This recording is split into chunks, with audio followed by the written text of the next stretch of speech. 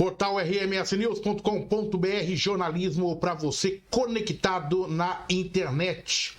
Integrante da nossa equipe de formadores e formadoras de opinião independentes, Marina Elaine Pereira, advogada especialista em gente e solução de problemas. Satisfação imensa, doutora Marina, tê-la de volta aqui com a gente no portal rmsnews.com.br. Satisfação é minha, Oliveira. Muito obrigada por estarmos aí retomando, essa parceria para que a gente possa levar informação de qualidade aí para os nossos ouvintes. Não tem nem dúvida, Marina. Marina, eu já vou chamar aqui para um assunto que tramita na Câmara de Sorocaba, um projeto para instituir uma política de transparência na saúde, prevendo aí medidas de lisura, publicidade, controle, eficiência e efetividade da saúde pública. É o que propõe o projeto.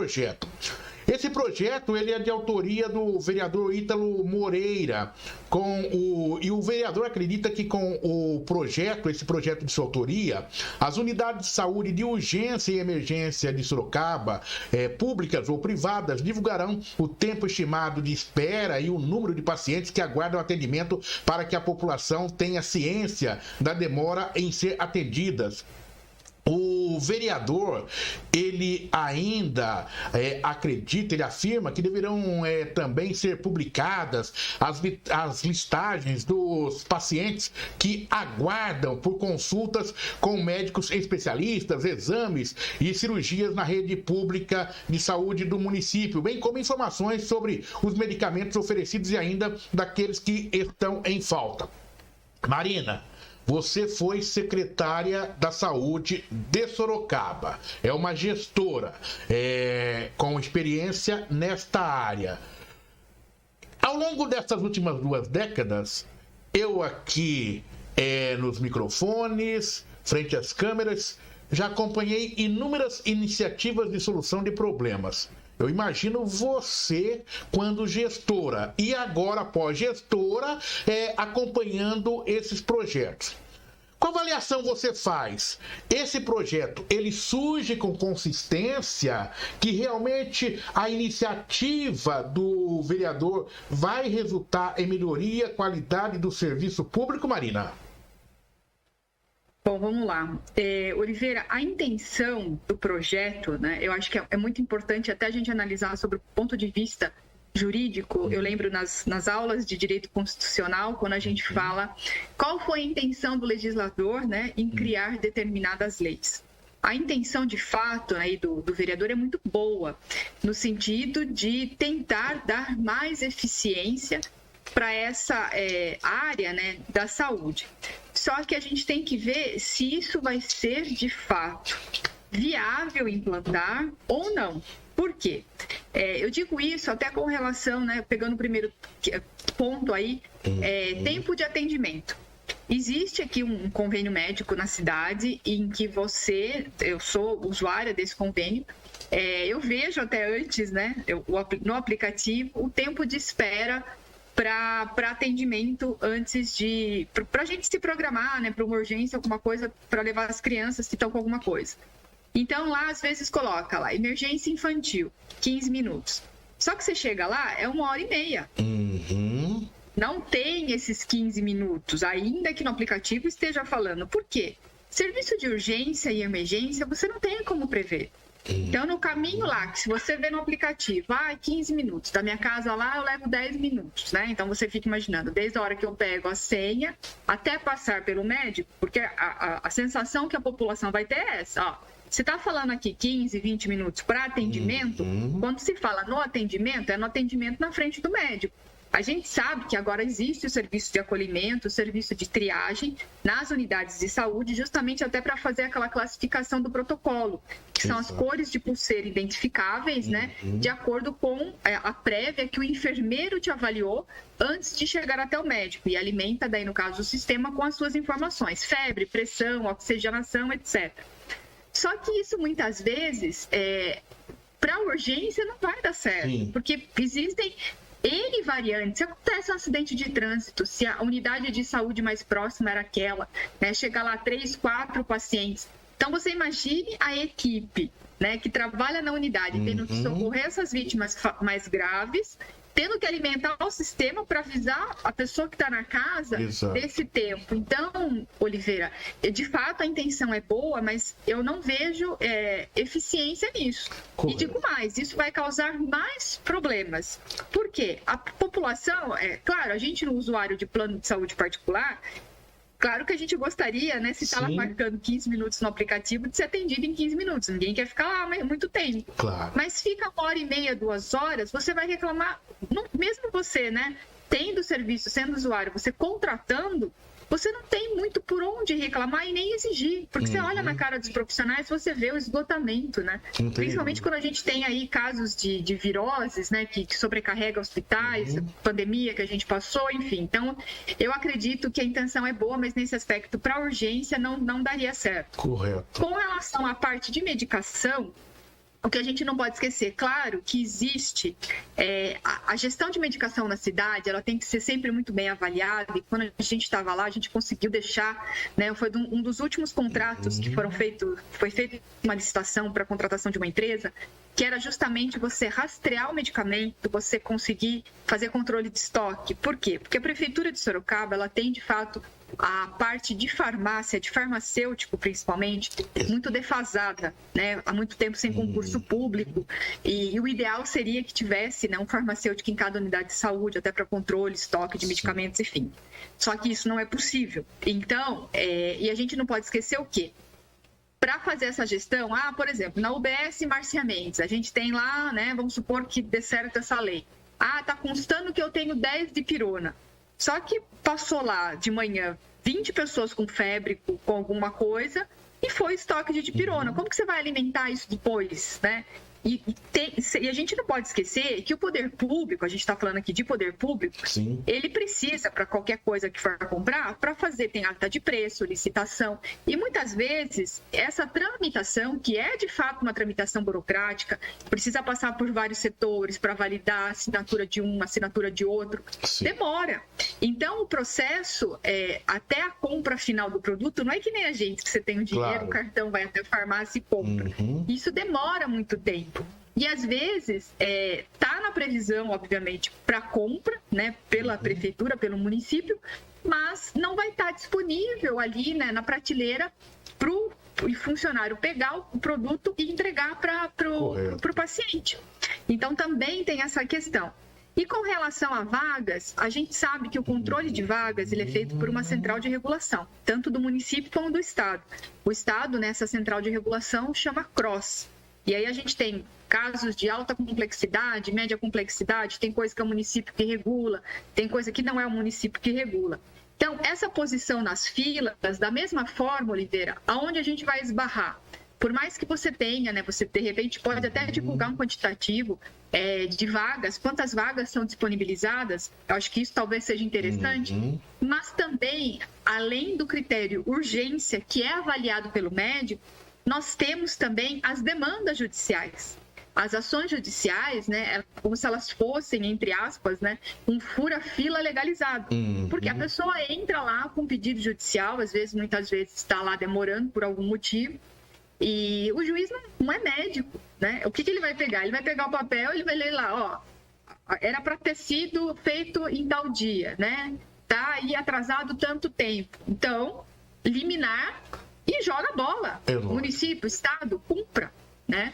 Aí não vai ficar na mão dele, né? Um caso que, obviamente, não é da competência dele entender, vai saber se aquela pessoa precisa ser operada hoje ou amanhã. Ele não tem critério para isso, vai se basear nos documentos juntados. Então, eu vejo assim, tem que ver com muita cautela. Eu acho que poderia se pensar em outras propostas quando a gente fala em eficiência e, principalmente, para otimizar, eu acho que vale a pena senta, né, o secretário de saúde, escuta. Foi uma coisa que eu não tive muita oportunidade, infelizmente, né, de ter esse né, digamos assim, essa parceria para a gente ver o que poderia, de fato, estar transformando em lei, né, para estar dando mais eficácia, eficiência na otimização do serviço público, Oliveira. Ô Marina, você analisou a nota que chegou sobre esse projeto e é isso que você fala, a intenção do autor ela é boa, mas a gente vê determinados empecilhos na efetivação dessa proposta, né? Você está falando, você pontuou aí de forma brilhante conhecimento aí todos os trâmites a serem percorridos aí dentro do cenário da saúde e eu, nesse momento, por exemplo, estou conversando com você porque eu estava fazendo um acompanhamento de uma pessoa com mais de 70 anos que estava há mais de 48 horas na unidade pré-hospitalar da Zona Norte de Sorocaba, aguardando uma vaga para encaminhamento a uma unidade de saúde. E a informação que me passaram agora é que essa pessoa ela foi já, agora, após 48 horas, levada aí para a Santa Casa de Sorocaba. Eu até esperava, porque é uma pessoa próxima e, dependendo da situação, não haveria outra situação a não ser recorrer à justiça. Talvez justamente pela falta de transparência, porque na sua fala você disse aí, a gente poderia se ver aí o número de vagas que estão disponibilizadas pelo CROSS. Eu não sabia que existia para cada cidade um número de vagas, né? Então, talvez se isso fosse transparente, olha, você está na 15ª posição, você agora caiu para a 7ª, haveria um acompanhamento e até aquela sensação de tranquilidade de você ver que você está próximo ali do encaminhamento. Então, você fez esse brilhante esclarecimento aí como nossa formadora de opinião e conhecedora desse tema, e eu te pergunto o seguinte, você já começou a sinalizar, mas foi o que eu te disse, há mais de 20 anos, inúmeras propostas, boas intenções e efetividade para acontecer de fato e melhora no sistema de saúde, não só de Sorocaba, do Brasil, a gente vê dificuldades, apesar dos momentos de picos e de louvor que nós temos aí em relação àqueles que desenvolvem esse trabalho, como nós tivemos durante a pandemia da Covid. Daí eu te pergunto o seguinte, o que é possível ser feito, de fato, na sua visão de gestora, de formadora de opinião, de cidadã, para resolver o problema da saúde e dar celeridade nesse processo? Olha, Oliveira, tem que começar... uma retórica que a gente vai falar, uma coisa que já se bate muito na tecla, mas isso aí vem lá de cima, né, do governo federal, é justamente o fortalecimento das unidades básicas de saúde. Você não tem como ter, né, um serviço de excelência se você não tiver ali, a pessoa estiver ali próximo da casa dela, o acesso à consulta, o acesso ao médico e principalmente ao acompanhamento. Outra coisa que eu acho que falta no poder público é a interligação do sistema, né? Era uma coisa que também estava assim, em estudo com relação ao paciente. Então, vamos supor, seu João passa lá na UBS Maria Eugênia, e aí ele faz o acompanhamento com um médico tal. Então, ele faz acompanhamento eventualmente para diabetes, para hipertensão. Todo aquele histórico do paciente, toda essa vida dele, é importante que se porventura o seu João precisar passar para a unidade de urgência, por alguma unidade de urgência, esse sistema esteja interligado e o médico já saiba muitas vezes o que remédio ele toma, o que ele está acompanhando, se aquele motivo dele ir para a urgência é um agravamento de algum quadro que ele já possuía. Essa comunicação é muito importante. E quando a gente fala em fortalecimento de unidade básica de saúde, é justamente isso. É para ter o médico, para que as pessoas tenham... Sabe aquele antigo médico, né, que se falava muito médico da família, né? Aquele médico antigo que cuidava da família toda. Sabe o que cada um da casa tem, qual o problema de cada um. E conscientização, Oliveira. Conscientização. A gente sabe... que as pessoas muitas vezes, até pela demora que a gente tem, né, de marcar uma cirurgia para 3, 4 meses, as pessoas não vão se comportar de maneira regrada aí durante 3, 4 meses. Né? Eu lembro que a fila de cirurgia de vesícula era bem grande, e cirurgia de vesícula, né, eu sei que eu não sou profissional da área, mas a gente, né, por um pouco de conhecimento que teve, a maioria dos casos é em decorrência de uma má alimentação. Né? Eu lembro que quando eu era ouvidora, eu estava no Terminal Santo Antônio fazendo uma pesquisa em campo de dos serviços de saúde, da qualidade dos serviços públicos na cidade, e tinha uma senhora que reclamou justamente para mim dessa questão da demora. Ela estava na fila de espera da cirurgia da vesícula há muito tempo e comendo um pacote de salgadinhos, né? Então, claro que vai piorar, né? Óbvio, né? Não precisa ser médico para isso, né? Nossa mãe, nossa avó dá muito mais conselho pertinente com relação a isso. Então, eu acho que é um conjunto, né, como um todo, mas principalmente esse fortalecimento da unidade básica para poder desafogar, né, obviamente, o serviço de urgência e ter um controle aí para as filas, né, e tudo mais. Eu acho que começa, de fato, ali, aumentar o número de médicos, aumentar as horas, né, de permanência, né. A gente sabe que Sorocaba é a única cidade, talvez, do Brasil que tem aí a carga horária dos médicos, que são 15 horas semanais. Então, talvez aumentar, ampliar aí um pouco, para que possa, né, ter mais médicos nas unidades básicas de saúde por mais tempo.